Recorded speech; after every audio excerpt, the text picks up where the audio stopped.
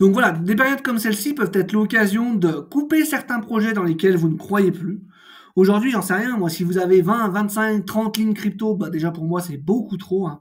C'est beaucoup, beaucoup trop pour pouvoir suivre tous ces projets.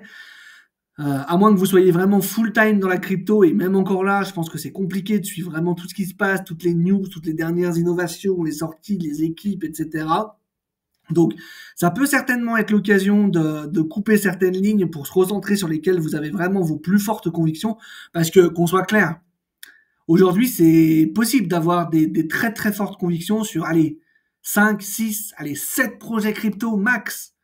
Après, vous pouvez peut-être en avoir d'autres dans lesquels vous croyez, plus ou moins. Bah, peut-être que c'est l'occasion de regarder ces projets dont vous croyez plus ou moins dedans, pour voir si ce serait pas l'occasion de couper, même si c'est d'acter une perte, c'est pas grave, pour réorienter tout ça sur des projets sur lesquels vous avez vraiment vos plus fortes convictions. Et encore une fois, vous pouvez vous dire, moi je suis là pour plusieurs cycles, ces projets-là, c'était vraiment pour jouer ce cycle-là. Aujourd'hui, je suis pas sûr que ce cycle-là soit encore d'actualité et qu'il soit pas déjà terminé. Donc, je vais couper ces lignes pour tout réallouer sur des actifs qui sont là depuis longtemps, qui sont solides et qui sont là pour durer. Et puis, au pire, comme ça, bah, si jamais ce cycle il est réellement fini, et ben, je garde quand même ces actifs parce que je suis convaincu que sur le prochain cycle, ils seront encore là et qu'ils vont remonter. Et que donc, ce sera pas perdu à 100%. Voilà. Ça peut être également l'occasion donc de renforcer certains projets qui ont plutôt bien résisté.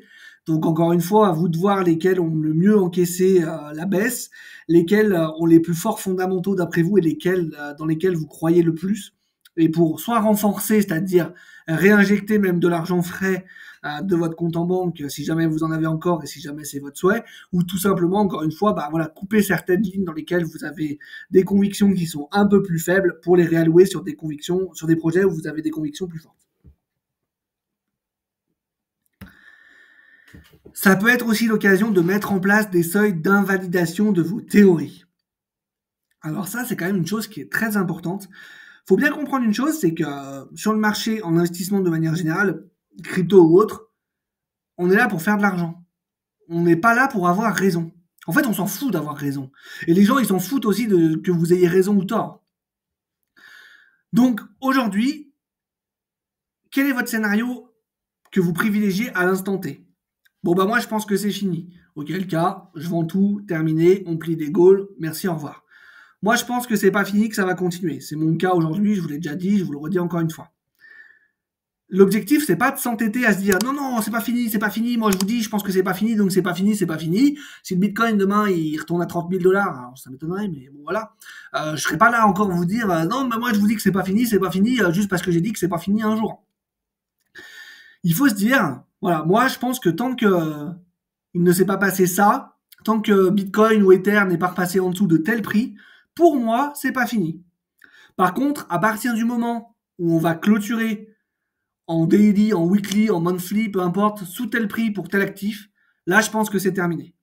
Et en fait, c'est vraiment très important d'avoir ce genre de scénario, parce qu'encore une fois, c'est très dangereux de s'entêter, et on n'est pas là pour avoir raison. Et il faut toujours avoir une solution de rempli et envisager tous les scénarios. Ça, je vous l'ai déjà dit dans les autres vidéos, mais personne ne peut savoir ce qui va se passer. C'est pour ça que il faut essayer d'envisager un maximum de scénarios. Donc, il faut se dire aujourd'hui, moi, je pense que c'est pas fini, si c'est votre cas. Mais par contre, s'il se passe ça, ou ça, ou ça, ou ça, là, je pense que c'est terminé. Et du coup, s'il se passe ça, ou ça, ou ça, ou ça, à ce moment-là, eh ben, je prendrai telle ou telle décision. Soit je couperai certaines lignes de projet ce que j'ai voulu jouer sur le cycle, mais qui pour moi ne seront pas là pour durer. Soit je vends tout et je reviens dans 4 ans. Soit je garde et dans tous les cas, je coupe les écrans et je reviens dans 4 ans. Enfin voilà.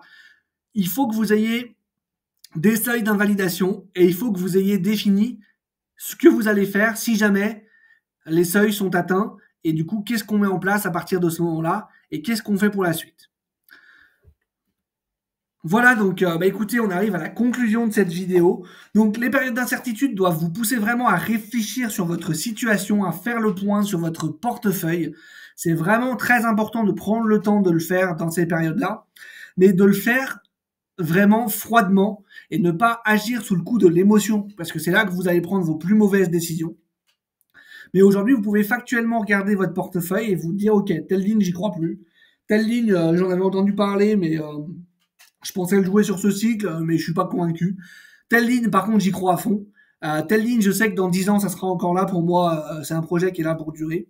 Et de prendre les décisions qui s'imposent. Vraiment de prendre les décisions qui s'imposent en fonction des convictions que vous avez. Et il est important que ces convictions, ce soient les vôtres. Et pas des convictions que vous ayez empruntées à des youtubeurs, à votre cousin, à votre mari, à votre père, à votre sœur, enfin peu importe. Il faut vraiment que vos convictions, elles se soient faites par vous-même. Vous pouvez regarder des vidéos sur YouTube, vous pouvez aller regarder les avis de certaines personnes qui sont sur le marché depuis une dizaine d'années quasiment pour certains, pour voir ce que eux pensent. Mais vous ne devez pas penser ça parce que eux pensent ça en fait. Vous devez écouter bien évidemment ce qu'ils ont à dire, mais vous devez vous faire vos propres convictions. Vous devez réfléchir par rapport au marché, allez voir un petit peu les seuils, allez voir un petit peu ce qui se passe, lire des articles, renseignez-vous par vous-même et vraiment vous dire ok, tel youtubeur il pense ça, tel youtubeur il pense ça, tel autre youtubeur il pense l'inverse. Moi maintenant, par rapport à tout ce qui s'est dit, qu'est-ce que je pense? Je prends une feuille de papier, je note le pour, le contre, quels indicateurs me paraissent les plus importants, dans quel état ils sont aujourd'hui. Et par rapport à tout ça, du coup, voilà, ma conviction à moi personnelle que je me suis faite, c'est celle-ci. Parce que des convictions empruntées, ce sera jamais aussi fort que des convictions que vous vous serez forgées par vous-même. Et n'oubliez pas non plus que c'est souvent dans les périodes les plus tourmentées que se cachent les meilleures opportunités. Alors ça veut pas dire qu'il faut acheter à tout prix parce qu'aujourd'hui ça plonge et que forcément ça va remonter. C'est absolument pas ce que je dis. Mais rappelez-vous, pour certains qui étaient là en 2020, le crack Covid, c'était la fin du monde. Ceux qui ont décidé d'acheter à ce moment-là, pendant que tout le monde fuyait, alors déjà ils ont eu une paire de balls assez énorme hein, parce que c'était vraiment la fin du monde à cette époque-là, bien plus que ce qu'on vit actuellement, mais alors vraiment bien plus. Et donc tout le monde s'est enfui en courant et il y a certaines personnes qui ont pris la décision de dire moi j'y crois encore et sur ces prix-là j'achète et ils sont rentrés sur les meilleurs seuils qu'ils ont jamais vus de leur vie et des seuils qu'on ne reverra probablement jamais sur la plupart des actifs. Encore une fois, ils auraient très bien pu se planter et on aurait très bien pu aller encore beaucoup plus bas. Et c'est pas parce qu'il s'est passé ça en 2020 qu'il va forcément se passer la même chose en 2025 et que ça va remonter. Mais pour moi, c'est quand même quelque chose à envisager. Et après, à vous de voir, en fonction des différents scénarios que vous envisagez, quel pourcentage de chance vous attribuez à chaque scénario et du coup de prendre vos décisions par rapport à ça.